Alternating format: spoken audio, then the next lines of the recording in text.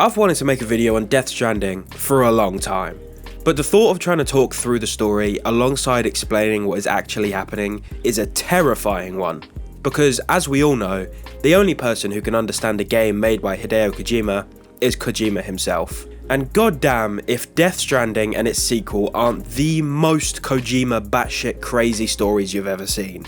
But with that being said, I have taken a lot of time to create what I think is an understandable script for this video, or at least as understandable as it can be. Because trust me when I say, even when it all clicks, you're still gonna be confused. But that's what makes Kojima such an incredible game developer. He just has these beautifully chaotic visions that just wouldn't work in any other media than a video game. I know that a lot of you out there probably are already acquainted with Death Stranding, but for the purpose of this video, let's pretend that you're not.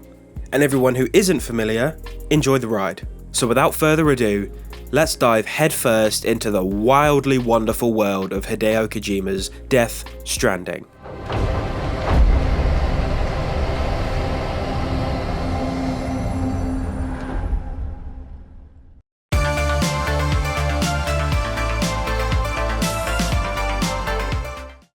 Death Stranding takes place in a post-apocalyptic United States, following a cataclysmic event called, drumroll please, the Death Stranding. This event blurred the boundaries between the world of the living and the dead.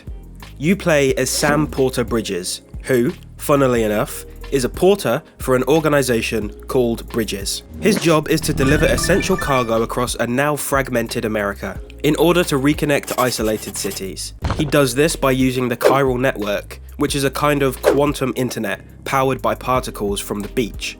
In this world, the beach is the limbo between life and death. You will spend a lot of time during this game, and I mean a lot of time, walking between these connection points, in isolation, taking in the scenery, delivering very important cargo like pizza, and avoiding obstacles such as simple things like rivers, or more complicated things like violent ghosts and even more violent scavengers. Okay, hopefully you're still with me, because I'm going to move on to some key concepts of the game. For starters, the Death Stranding event, the mysterious phenomenon that caused ghostly entities called BTs to appear. BT stands for beached things, spirits that have failed to cross over completely. The BTs tie into the themes of death, denial, entropy, and the inevitable decay of civilization. They force humanity to confront mortality and independence. Also, when they consume a corpse, they cause a massive explosion called a void out. These void outs can completely level cities.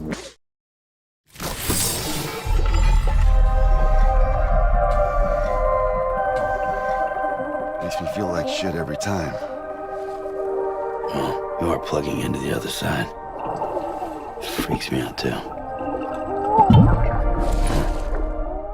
Bridge babies are infants taken from brain-dead mothers called still mothers, and are used by porters to detect BTs. The reason that they can do this is because they are stuck between life and death, meaning that they have a connection to the beach, and in turn, a connection to the BTs. The bridge babies can be seen as symbolising connection through pain, and the exploitation of life for survival.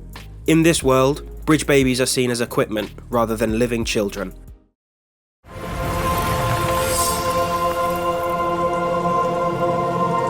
Chiralium is a substance that is linked to the world of the dead, and is the element that allows the Bridges company to use faster than light data transmission. The chiral network also enables 3D printing of supplies and infrastructure, which is a big part of the gameplay of Death Stranding. You can fabricate tools for your on-foot travels, or infrastructure like highways to help further connect the people of the world. And it makes deliveries a lot easier. However, these structures, tools, and even your cargo can be degraded rapidly by timefall. Timefall is basically magic rain. Whatever the rain touches ages rapidly. The chiral network is a bit of a double-edged sword though. It allows for progress, but that progress will decay faster than it ever has.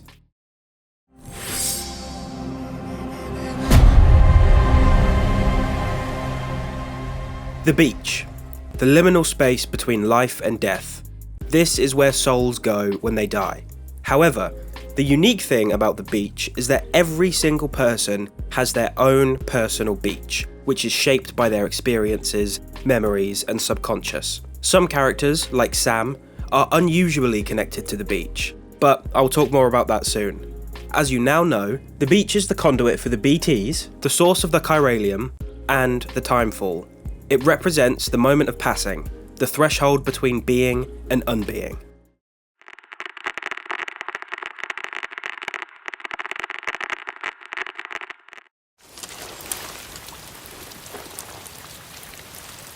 Sam, as you know, is the main player character.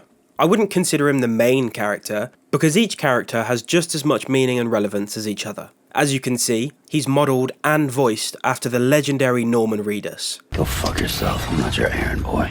At the surface, Sam is a legendary porter, tasked with reconnecting a fractured America piece by piece. He's a deeply damaged man, suffering from aphenphosphobia, a fear of touch, rooted in abandonment, trauma, and a life of being used. However, in the face of this, he's never cruel or cold, he's just walled off. He's not one to trust easily, and rightly so. His very life began in betrayal. Sam was a stillborn. He was born on the beach, meaning that he was born dead, and was then resurrected by a woman called Amelie. He was one of the original Bridge Baby prototypes, but for reasons I will explain later, this was abandoned.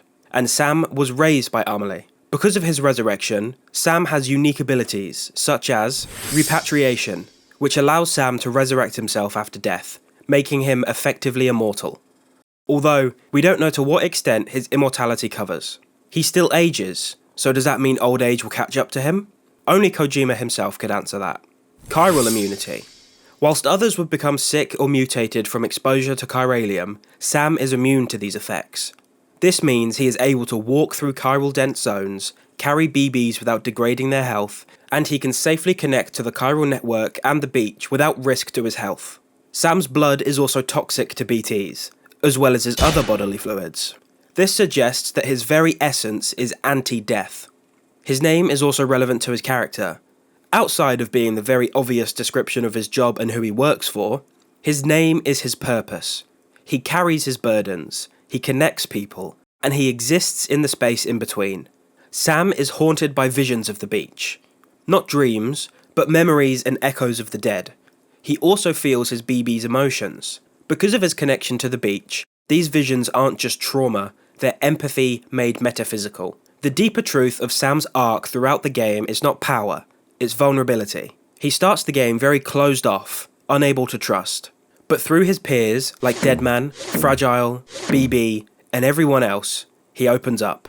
He learns that connection isn't weakness, but the only way forward. When the world stands on the brink of extinction, it's not Sam's strength that saves it, it's his compassion. He sees a child being used as a tool, and he chooses love. In a world drowning in loss, Sam Porter Bridges teaches us this. Walking forward matters. Carrying each other matters. That endurance is quiet, love is heavy, and both are worth it. I'll be waiting for you on the beach. Portrayed by two actresses, Amelie is a very interesting character. She is first introduced to us as a figure of hope, the daughter of Bridget Strand, the President of America. Upon meeting her, something feels off. She hasn't aged in 2 decades, appears only as a hologram, and she speaks of dreams with an eerie certainty. But let's move on. Amelie is the one behind rebuilding America, and having raised Sam, knows that he is the best option to do exactly that. I know what you're thinking. How the fuck did Amelie raise Sam? They look the same age. If anything, she looks younger than him. And this is where her character gets very interesting. Amelie and Bridget are two sides of the same coin person. So, in the world of Death Stranding, just like in real life if you believe in it, a person's essence is divided in two. They have their ha, the body, and ka, the soul. When Bridget was young, she contracted cancer and temporarily died on the operating table. She woke up on the beach just like everyone else. But she also woke up in the hospital. Her body and soul were separated, and she existed in both places at the same time. Her ha stayed mortal, sick and aging, but her ka was trapped on the beach, eternal and frozen in time. Bridget, of course, went on to become vice president, and then eventually president. But people kept reporting seeing the ghost of a young Bridget, which led her to fabricate the story about her daughter Amelie. This also explains how Amelie, or Bridget, raised Sam. But it gets crazier, Bridget eventually dies, which is where the game kicks off, and Sam is tasked with taking her body to an incinerator after being recruited by Amelie to reconnect America, and to save her in West Knot, which is another major city in the west of America. But it gets even more crazier again. Amelie is more than a person. She's an extinction entity, a role that has been cosmically chosen to one being in each era of time. 5 times in Earth's history, life has been wiped out, and every time, an extinction entity has guided it. Amelie is the 6th. She's the one meant to end all life. However, her character is one of indecisiveness. She is torn between her human instincts to survive and her extinction entity instincts to destroy. She recruits both Sam and Higgs as her physical vessels in order to decide what she should do. Sam is on the side of humanity, and Higgs is against humanity. In the end, Amelie gives Sam a choice. Let her trigger the last stranding, or walk away. But Sam can't bring himself to kill Amelie, so he hugs her. With that act of empathy, he shows her what she couldn't see, that humanity can still choose connection over annihilation. Amelie is the personification of fate versus free will. Her blood-red dress reflects birth and extinction, both the beginning and the end. Her golden beach is a purgatory filled with promise and decay, and her smile, the strained smile of someone who loves the world that she was meant to destroy. She makes the hardest choice she can. She delays the last stranding. She knows that it still must happen, but she chooses solitude in order to buy humanity time. Not a redemption in a sense, but she does give humanity a chance. She's not a villain. She is death, yes, but death that waits, watches and wonders. She asks if we can build a future on something other than pain, and in Sam, she finds her answer.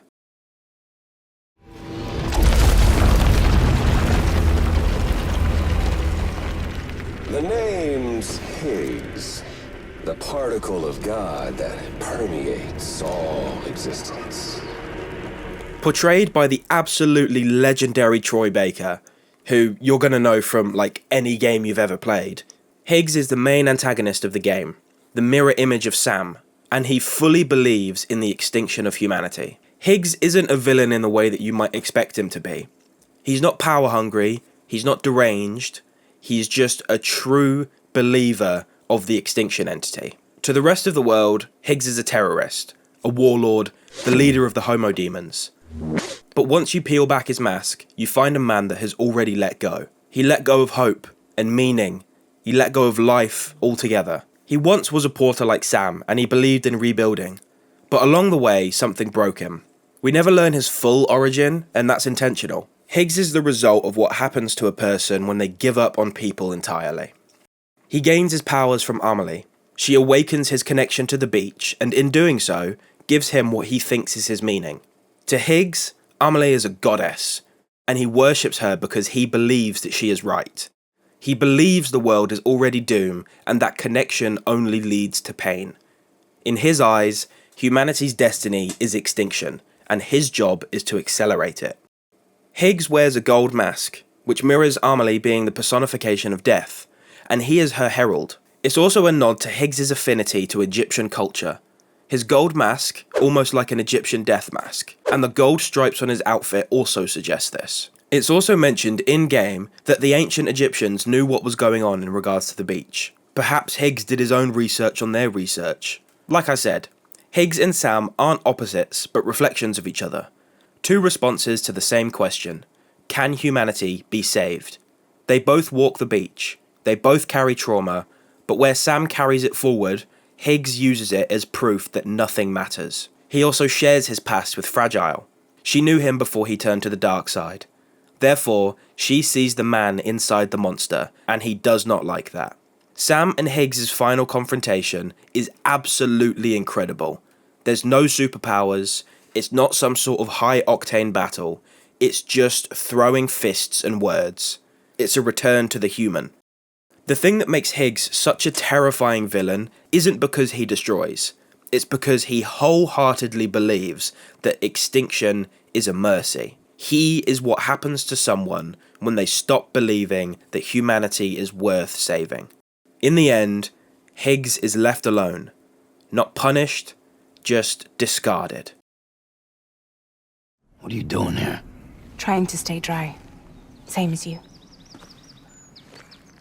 Time falls let up.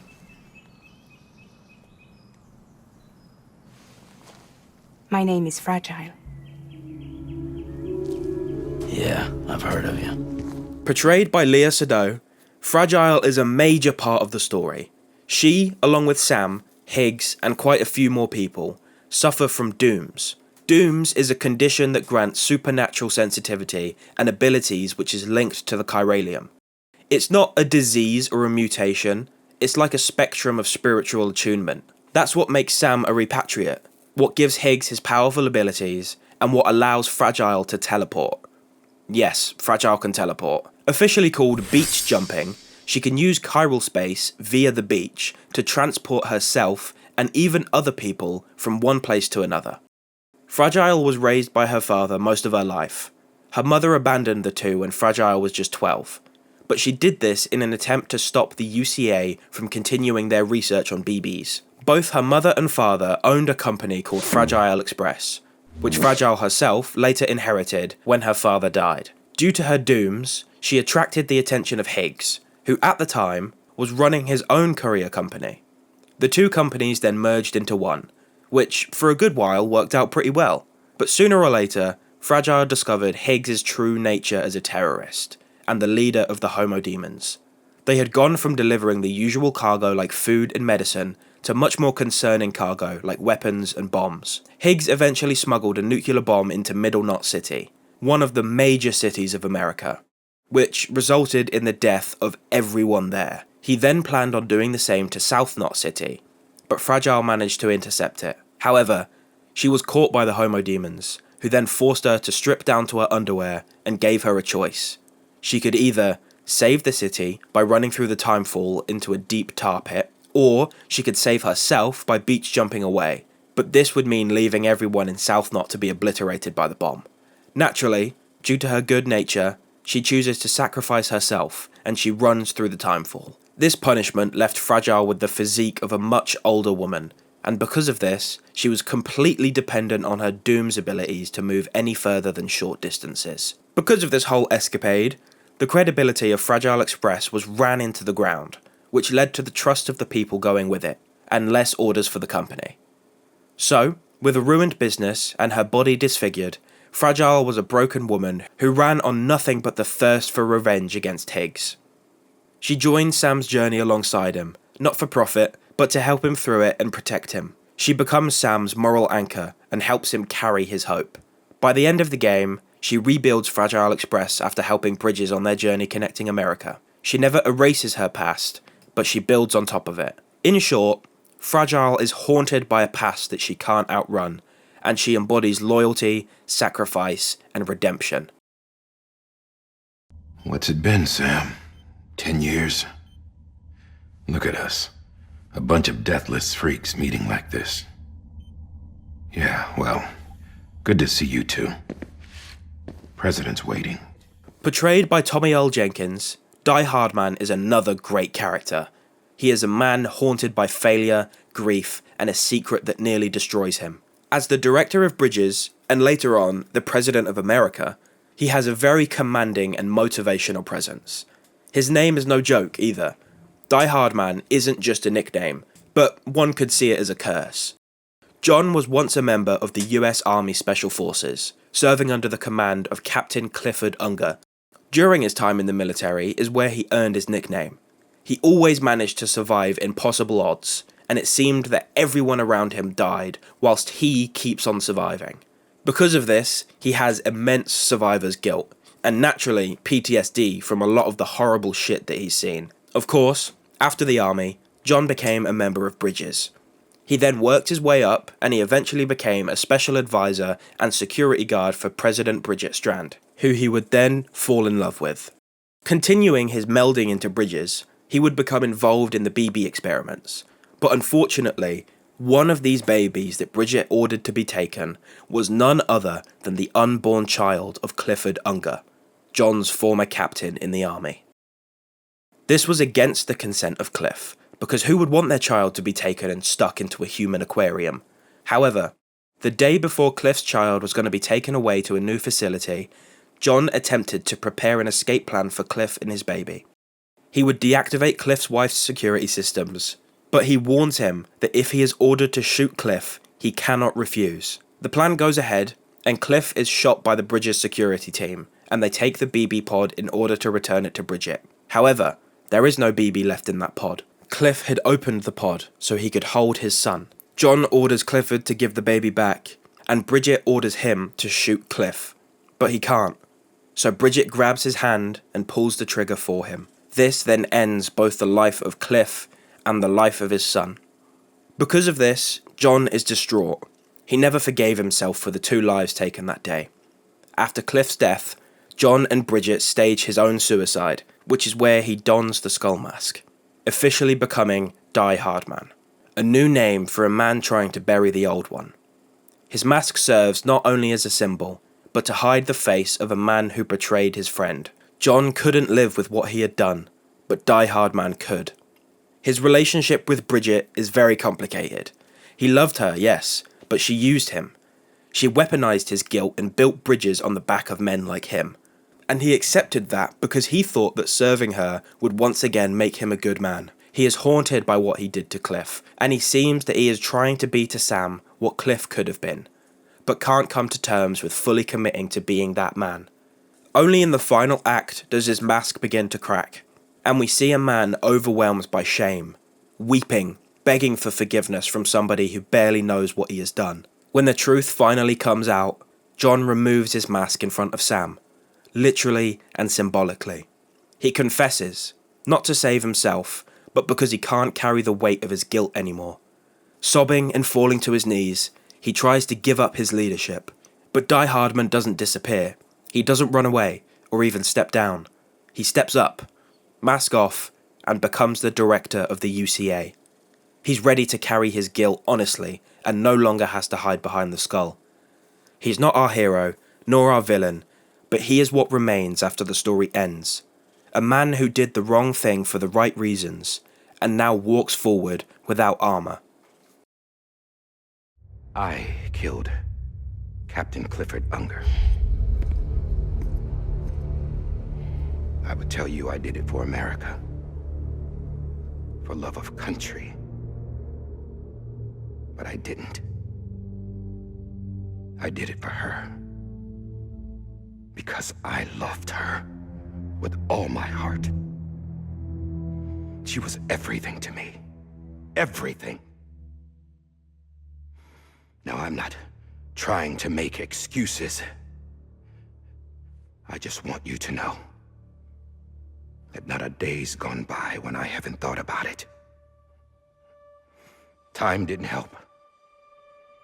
Or the mask. Please, let me finish.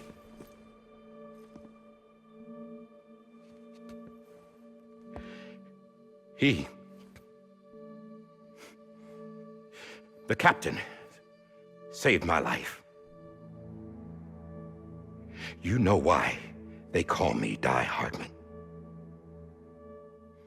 Because he wouldn't let me die.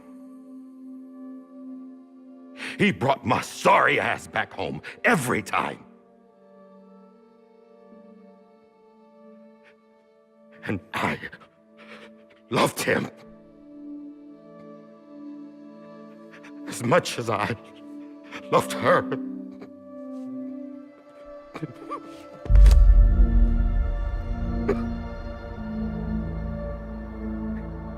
And when he stared me down, that ghost, I knew he was here to kill me, to make it right. And why shouldn't he?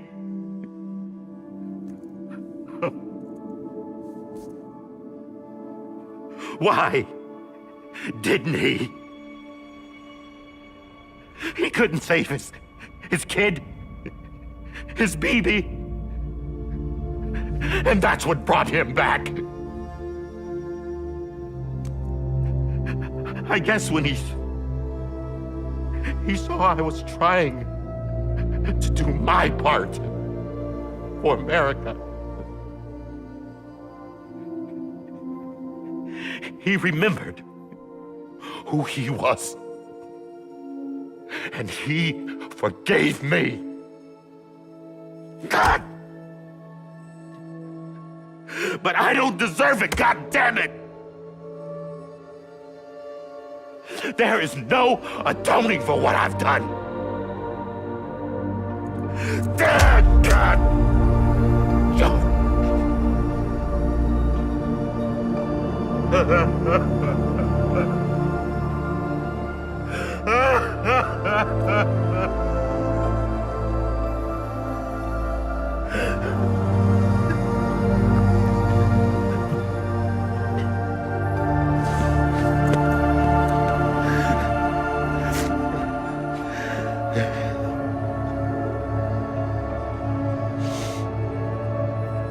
But maybe this is the next best thing. Maybe he brought me back from the beach for a reason. One last time.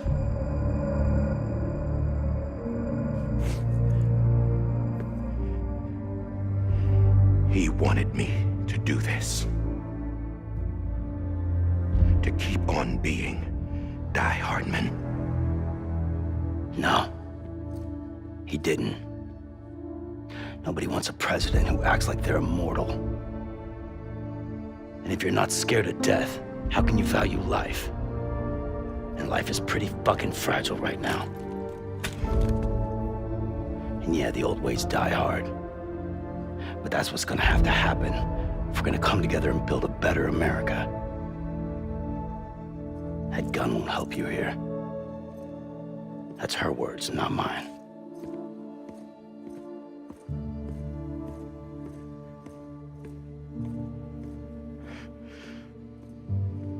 Thank you, Sam.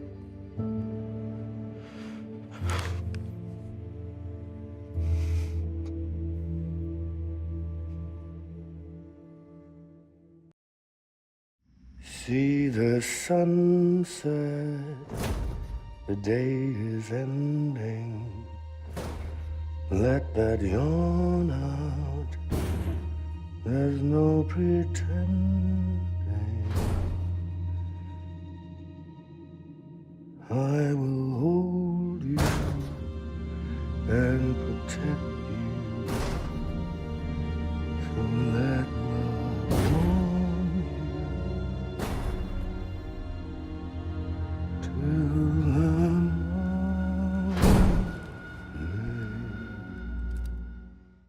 Portrayed by the severely talented Mads Mikkelsen, Clifford Unger is the beating heart at the centre of Death Stranding's hidden tragedy. Cliff, as we know, was a former Special Forces captain, once a war hero, father, and loyal soldier. Through the events of the story, he was turned into a broken man, ravaged by the loss of his son, and cursed to endlessly search for him on the beach. His story starts not with death or tragedy, but with love. After his decorated career in the Special Forces, Cliff would later meet a woman called Lisa Bridges. On her birthday, no less. The pair would eventually fall in love, get married, and conceive a son. Cliff retired from serving shortly after Lisa's pregnancy to be with his new family. However, upon his return from the service, the two were involved in an accident that unfortunately left Lisa brain dead, therefore causing their unborn son's life to be at risk. Naturally being in a desperate state, Cliff brought his wife to Bridges for experimental procedures, and Lisa was put on life support to prevent her and Cliff's son from dying. Cliff routinely visited Lisa, but eventually accepted that Lisa would not be recovering. She was gone, so he turned his attention solely to his son, who had since been placed in the BB pod. But as you know, Bridget wanted that baby, whether Cliff consented or not. From this point on, you know what happened. John informed Cliff of their plans, tried to help him escape with his son, which then led to the death of both Cliff and his baby. But before he attempted his escape, he promised his wife to protect their son, and mercifully shot her in the head. After his death, Cliff wandered the beach as a restless combat veteran, obsessed with reuniting with his son. Unlike any of the other BTs, he is able to retain his human form and his intelligence, meaning that he retains all of his combat knowledge. You fight Cliff on 3 separate occasions, each taking place in a different war. The first being World War I, the second World War II, and the third Vietnam. When he attacks Sam, Cliff mistakes Sam's BB as his own. And taking a tangent for a moment, these parts of the game are really good. Up until this point, the game has mostly been walking, climbing, and sneaking around. Unless you went really out of your way to use weapons and get into fights, you'll have had almost zero practice with any of the guns. Then, all of a sudden, you're in the thick of it, against a gang of soldiers. Anyway, during your final encounter with Cliff, he finally understands that the BB Sam is carrying is not his son, but the man that he has been fighting is. That's right, Sam Porter Bridges is Cliff Unger's son. Sam was the BB in the pod during those flashbacks, and Sam was the child in Cliff's arms when they were both shot and killed by Bridget. The final scene after defeating Cliff is heartbreaking to watch. Father and son are reunited one last time in a metaphysical reenactment of the day that they both died. They both are allowed a moment of respite wherein Cliff embraces his son before he is once again shot dead. This tragedy is also what explains the scar on Sam's abdomen, the same one that Cliff has. It's where they were both shot on the day that they died. This also of course ties into Sam being raised by Bridget. She didn't just randomly find some baby on the beach and decided to resurrect them. She specifically tracked him down after killing him in order to do so. As I'm sure you can imagine, Cliff symbolises grief in this story. He's also not a villain. He's just a man who loved someone too much to let them go.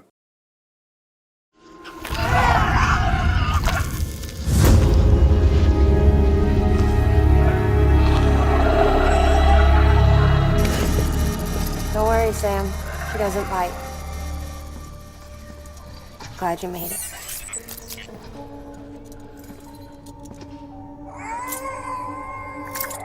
Twin sisters, both portrayed by Margaret Qualley. Mama and Lockne are 2 halves of a broken link, sisters divided by trauma. They remind us that even the most fragile bonds can be rewoven if you're willing to face your pain. Both sisters are geniuses, born with dooms and conjoined at the head. Because of this, they were surgically separated. But it gave them the side effect of being able to telepathically communicate with each other anywhere in the world. And somewhat unfortunately, they are also able to feel each other's pain. Together, they helped create the chiral network. Both sisters equally made half. Mama created the hardware, and Lockne created the software. Both their genius and close bond was so strong that many people believe them to be the same person in 2 bodies. Their shared tragedy is quite unique. Possibly due to being conjoined at birth, Mama's ovaries were unable to produce eggs, and Lockne's uterus was incapable of carrying a child to term. In the beginning, both sisters came to accept these circumstances, but eventually, Lockne fell in love, leading to a relationship with the man. Unfortunately though, her partner passed away in an accident, leaving Lockne depressed and suicidal. Being able to feel her sister's pain and wanting to help, Mama suggested that they should have a baby. They would use Lockne's eggs, as well as her late partner's sperm, alongside Mama's uterus, to bring life to a child. And it worked. The egg was fertilized, and Mama was carrying her sister's baby. However, whilst waiting for a C-section to bring the child into the world, the hospital that Mama was staying in was attacked by terrorists. She became trapped under the debris of the hospital, and neither her nor her baby survived. Mama gave birth on the other side, resulting in the baby manifesting as a harmless BT in the land of the living, which also served as a kind of spectral umbilical cord that reconnected Mama to the living. And it's later discovered that the baby BT is actually Mama's soul. She was eventually rescued from the rubble by Bridges. However, she could not leave the site of the hospital because both her and Lockne's daughter were tethered to the accident. This meant that she was technically dead. Because of this, her connection to her sister was severed, and in both fear and shame for what happened, she cut herself off from all communications with her twin sister. Later on in the story, Sam meets both sisters on separate occasions in order to repair the chiral network because of some chiral spikes in the system.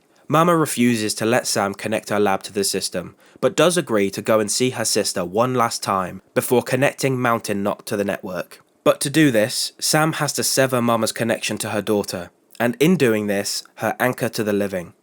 He does, and he carries Mama to Mountain Knot. She is almost dead by the time they arrive, but there is enough time for her to explain to Lockne why she cut her ties to her. In a beautiful scene, Lockne forgives her, and Mama dies. However, when Lockne looks back up, we can see that one of her eyes has turned blue. The sisters have reconnected once again, this time in the same body. 2 minds, 1 person. Mama and Lockne represent how grief can split us, and how love can thread us back together. They are one strand split in 2, each reflecting a different way trauma can affect us. Her ghost child representing grief that refuses to die, and her walk with Sam being a death march that doubles as a journey home. Connection even in finality. You know, Sam, I'm starting to understand why BB is so important to you. Huh? It's just a tool. Life and death are supposed to be irrelevant. But we've got attached to each other all the same, haven't we? Physically portrayed by Guillermo del Toro and voiced by Jesse Corti, Deadman is a man obsessed with the dead, the beach, and bridge babies. He also has a deep desire for connection. Deadman isn't actually alive in some regard. He was born via in vitro fertilization, and he was grown in an artificial womb. After his quote-unquote birth, a genetic defect left a multitude of his organs either missing or non-functional, which meant that over time, doctors had to replace more and more organs. This led to 70% of his body being harvested from cadavers, while the remaining 30% were grown from pluripotent stem cells, which are cells that can divide and replicate themselves indefinitely, and can be directed to differentiate into specific cell types, potentially being able to replace damaged or diseased cells. But moving on, because he was not born through natural means, Deadman believes that he lacks a car, and by extension, a beach. This is what fuels his obsession with death, which also led to him becoming a coroner and joining Bridges' medical team. He's well-meaning, but he is ashamed of his nature as an artificial human. He feels a great deal of loneliness, often calling himself Frankenstein's monster, which leads him to reach out to Sam. He starts off the game as a cold man, but slowly, through BB-28 and Sam, he begins to feel alive. In the end, he is a man made from death, who finally allows himself to live. He finds his spiritual connection not through a soul, but through his friends. Deadman's story is not as in-depth as the other characters, but that doesn't mean that his character isn't great. He really is one of the best.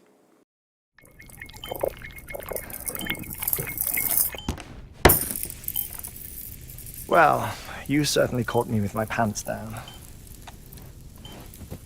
Glad you could make it, Sam. I'm sorry.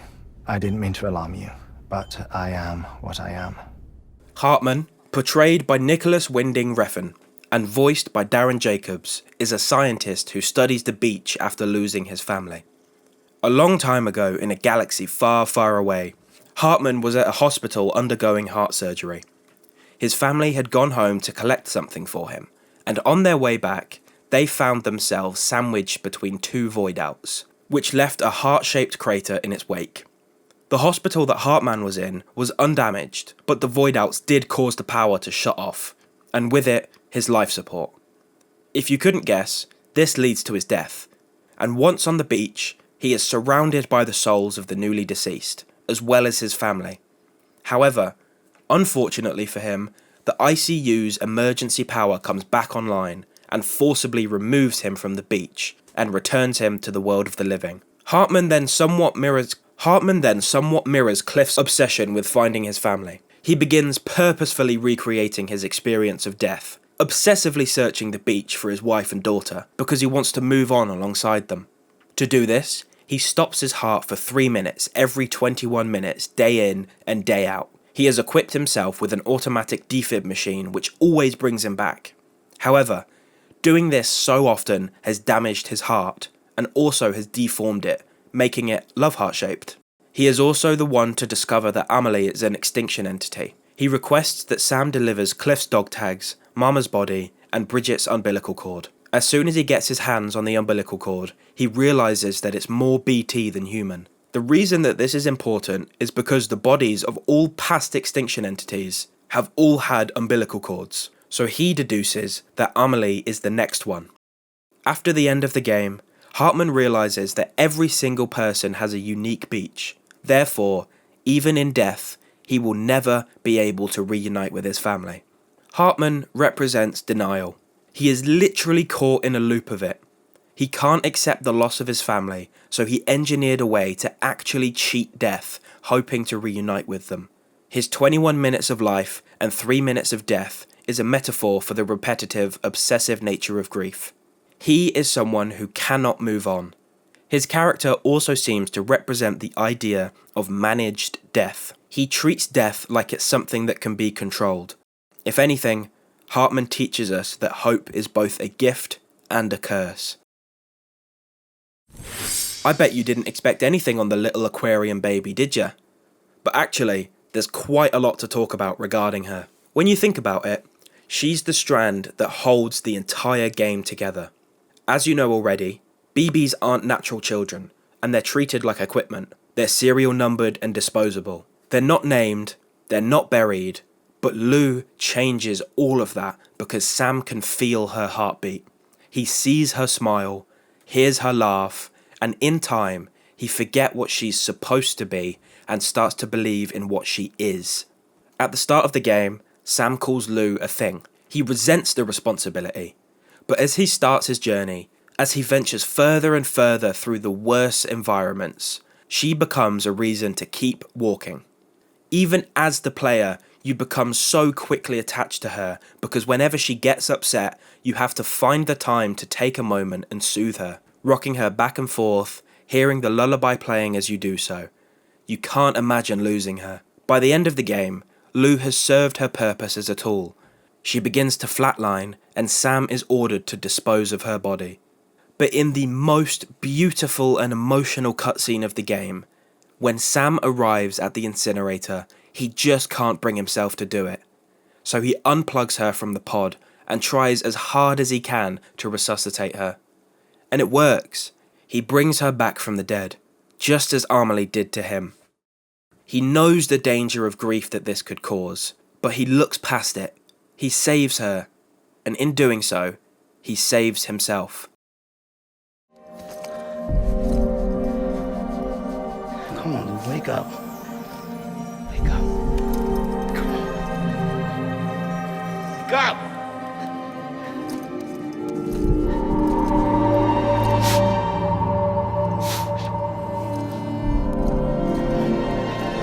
Come on, Lou, wake up.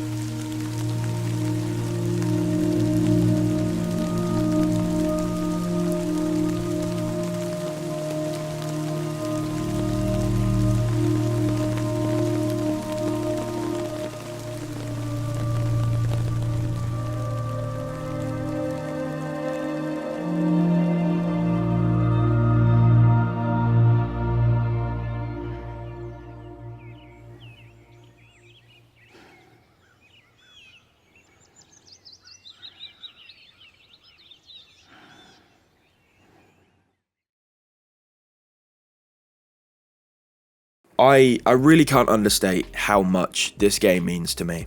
It changed my life. It gave me a different view for everything, really. For video games especially, like it just made me see them all in a different light. It made me understand what they can do, what they're capable of, and what sort of emotions they can get out of you. At the end of, when I finished Death Stranding for the first time, I fucking bawled my eyes out at the ending. It hit me so hard. And that had already happened to me with games in the past, like The Last of Us, for example. But that, even while it still hit me on an emotional level, it didn't impact me as much as Death Stranding. Because you get so connected to these characters, because you play their story for such a long period of time, and you're in solace with Sam so much. Like, it's just you, him, and Lou. And there's something so beautiful about that. Like, looking back on my time playing it for the first time, like, just walking around the map, man, it was my favorite part of any of it, because it just feels perfect, you know? It just feels so lovely to be with these people, you know?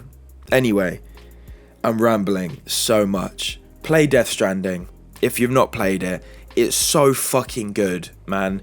You're gonna be very, very confused, but don't try and figure anything out before you beat the game. It's just beat the game, try not to think about it, and then start thinking about it after you've beaten it, because then it's all gonna start to make sense, and it will click a little bit more, and it will be the thing that makes you appreciate video games more. I guarantee it. Right, anyway, I'm done yapping.